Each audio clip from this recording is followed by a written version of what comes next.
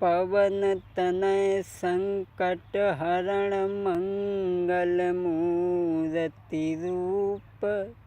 राम लखन सीता सहित कोई हृदय बसो सुरभूप।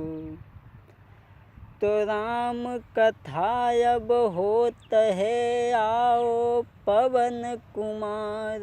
आई सोयासन लीजियो पवन पुत्र हनुमान। आदरणीय समस्त सभी श्रोता बंधुओं, ये रामायण का प्रसंग जो हम लेकर के चल रहे हैं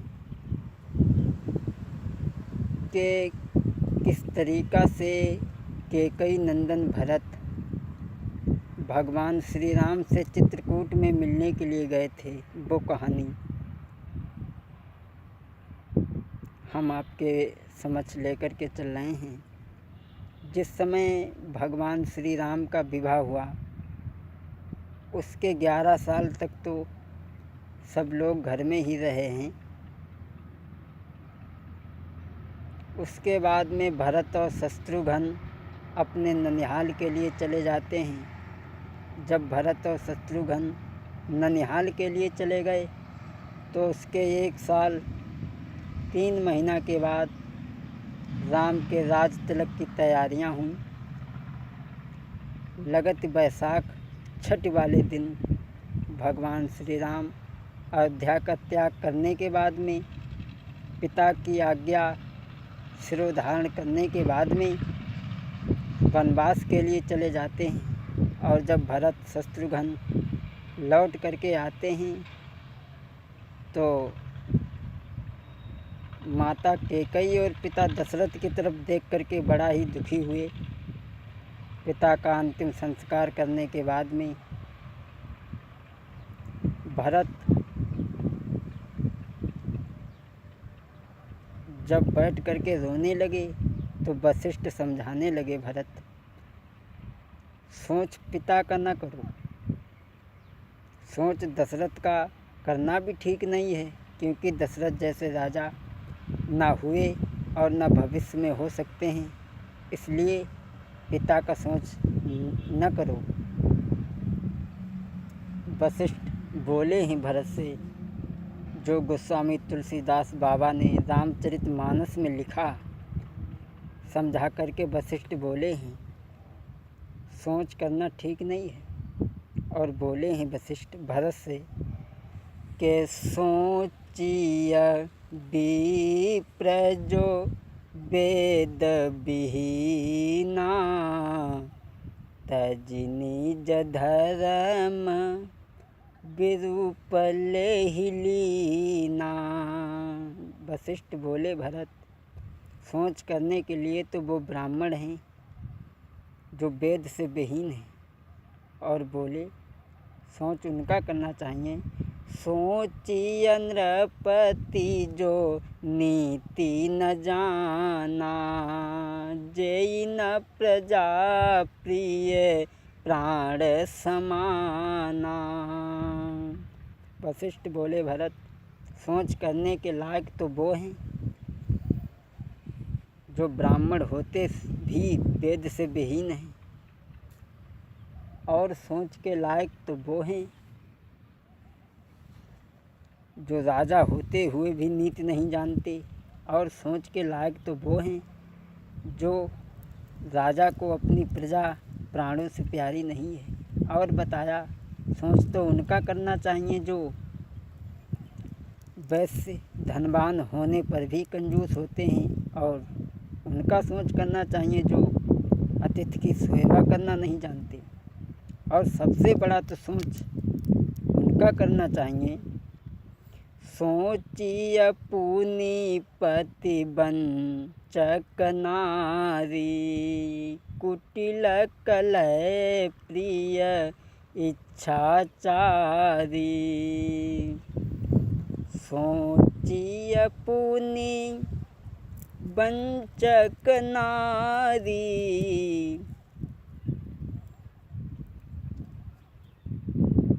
बोले हैं सोच तो उनका करना चाहिए जो स्त्री बद चलन है। इसलिए दशरथ का सोच न करो। राज्य की तरफ देखो, अयोध्या की प्रजा की तरफ देखो। वशिष्ठ की जब ये बात सुनी तो भरत कहने लगे, गुरुदेव हमें राज्य का लालच मत दो, हमें अयोध्या का शासन मत दो, मुझे नहीं चाहिए अयोध्या का शासन, मैं भैया राम के बिना नहीं जी सकता। और भरत आँखों में आंसू लेकर के बोले ही वशिष्ठ से, गुरुदेव कि मैं नहीं चाहता हूँ बड़ा बनूँ, रहने दो छोटा ही बनकर, रहने दो छोटा ही बनकर।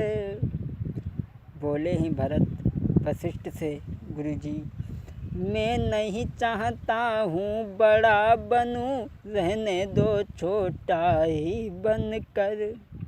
शासन का अनुशासन मत दो, करने दो सेवाई मुझको।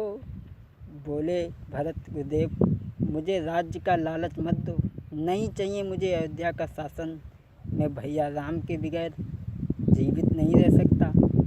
और बोले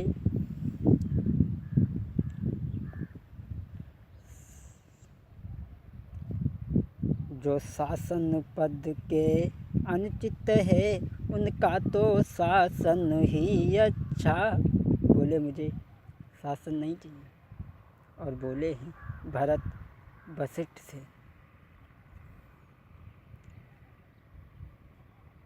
जो शासन पद के अनुचित हैं उनका ही शासन करना है, सेवक का शासन करना तो अनुचित ही नहीं कलंकित है। बोले मैं अयोध्या का राज्य मुझे नहीं चाहिए, नहीं चाहिए मुझे अयोध्या का राज्य, और न दो मुझे अयोध्या का लालच। वशिष्ठ बोले भरत, माता की आज्ञा का उल्लंघन करना ये भी बहुत बड़ा अधर्म है। माता की आज्ञा को न मानना इससे बड़ा कोई पाप नहीं है। जब वशिष्ठ ने ये बातें कहीं तो उसी समय कैकेयी वहाँ पर आ पहुँची। उसी समय कुछ धीमी सी हुई आवाज़, खुला जनाने महल का शीशे वाला द्वार। उसी समय जनाने महल का जो शीशे का दरवाज़ा था वो खुला। क्या देखा भरत ने? देखी काले वस्त्र में खड़ी कैकेयी मात, कुछ कहती हुई, कहती है कुछ निज लाल से अपने मन का हाल। कैकेयी कहने लगी, बेटा अगर तुम्हें राज्य नहीं चाहिए, तुम राम से मिलना चाहते हो, तो बोली मैं सहमत हूँ, मैं राजी हूँ, कहती हूँ अभी उठो बेटा।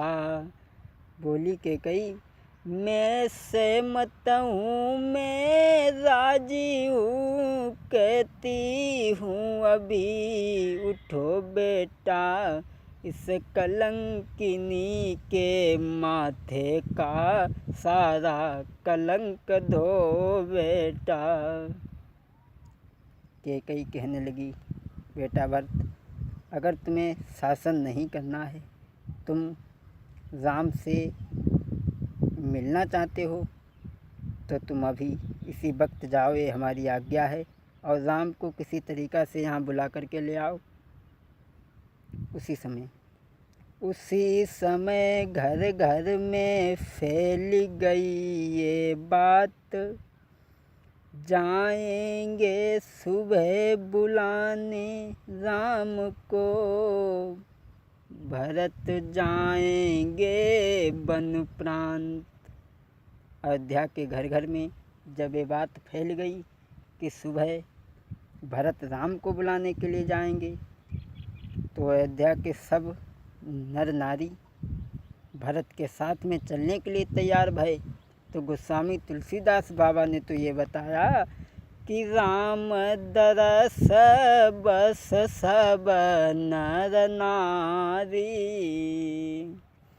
राम दरस बस सब नर नारी, चल जनु करन एहि बहिबा।